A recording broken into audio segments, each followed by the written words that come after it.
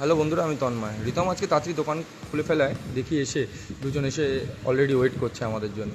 দেন আসার সাথে সাথে দুটো পিৎজার অর্ডার রেডি হলো।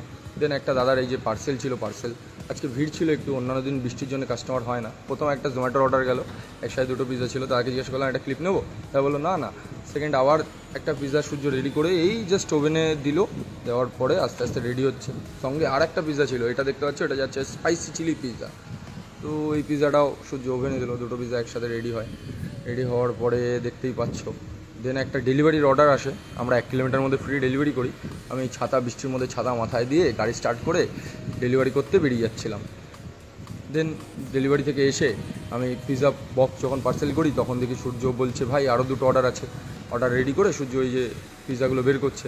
দুটোই ছিল চিজকর্ন পিৎজা, কি সুন্দর লাগছে দেখেছো তো। এবার সূর্য পিৎজা দুটোকে প্রপারভাবে কাটিং করা শুরু করলো। আমি ততক্ষণে চেক করছি পিৎজাগুলো কেমন হয়েছে, বক্সগুলো রেডি করছি। এই অর্ডার দুটো আমাদের ডেলিভারি ছিল, যে আমি আর সূর্য দুটো পিৎজার বক্স নিয়ে চলে গেলাম। সামনেই ছিল, হেঁটেই চলে গেছিলাম। দেন লাস্টে আর একটা জোম্যাটোর দাদার অর্ডার ছিল, জোম্যাটো দাদা আসলো, দাদা এসে জোম্যাটো অর্ডারটা নিয়ে লাস্টে আমাদের টাটা করে চলে গেল। তো এখানেই ব্লগ শেষ। সবাইকে